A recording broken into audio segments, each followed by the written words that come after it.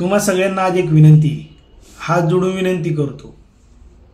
तुमच्याकडे अशा काही पॉलिसी आहेत ज्या पॉलिसी आता बंद आहेत, त्याचे तुम्ही हप्ते भरत नाही, त्या भविष्यात तुम्ही चालू पण करणार नाही आणि तुम्हाला माहिती आहे त्यातनं काही मिळणार पण नाही।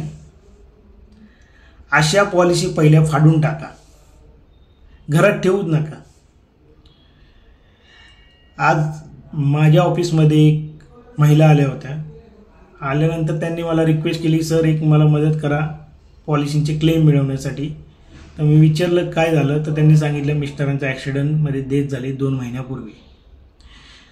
मी त्यांच्याकडनं पॉलिसी डिटेल घेतल्या, 4 पॉलिसी नंबर दिल्या त्यांनी मला, रिसिट होत्या।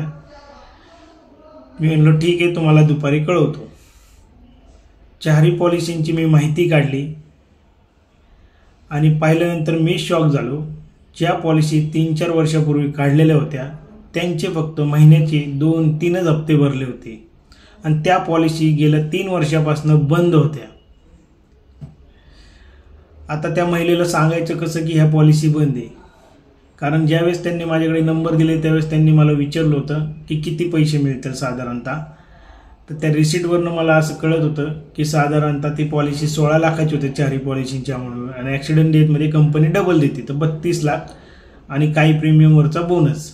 तर मी एक साधारणतः सांगितलं होतं एक 32 ते 33 लाखापर्यंत मिळतील तुम्हाला। तर हे सांगायचं कसं की आता ह्यातनं पैसे मिळणारच नाही, म्हणून मी काही फोन पण केला नाही। आणि दुपारी त्यांचा परत पुन्हा फोन आला मला। फोन आला तर उचलावं का नाही हा पण प्रश्न, पण शेवटी उचललं। त्यांनी पहिला प्रश्न विचारला, सर पाहिलं का त्या पॉलिसींचं काय झालं। सांगताना पण खूप वाईट वाटलं, पण इलाज नव्हता। सांगितलं त्यांना की ह्या पॉलिसींमधनं तुम्हाला एकही रुपया मिळणार नाही, कारण ह्या पॉलिसींचे 2-3 महिने हप्ते भरले होते, त्यानंतर ह्या पॉलिसी बंद होत्या। हे ऐकल्यानंतर अक्षरशः म्हणजे 5 सेकंद मला समोरनं त्यांच्याकडनं काही रिप्लाय झाला नाही। फक्त एक थँक्यू म्हणून त्यांनी फोन कट केला, थँक्यू म्हणाले आणि फोन कट केला। तर काय होते, अशा तुम्ही काही गोष्टी ठेवल्यात ज्यातनं काहीच मिळणार नाही। कुणी असू द्या, आपल्याकडं आहेत पॉलिसी व चालू नाही आहेत, पैसे मिळणार नाहीत, माहिती आहे तुम्हाला, तर का घरात कचरा ठेवायचा, फाडून टाकून द्या।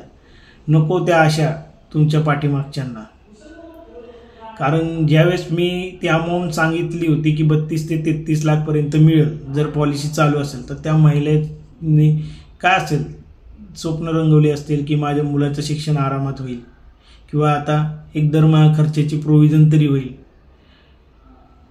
तर खूप भयानक आहे। त्यासाठी विनंती करतो, अशा काही पॉलिसी पहिल्या फाडून टाका, नको त्या अशा अपेक्षा लावू तुमच्या घरच्यांना। माफ करा, सॉरी हा व्हिडिओ टाकल्याबद्दल काही लोकांना वाईट वाटलं असेल, पण सांगणं गरजेचं आहे, कारण हेच कटू सत्य आहे।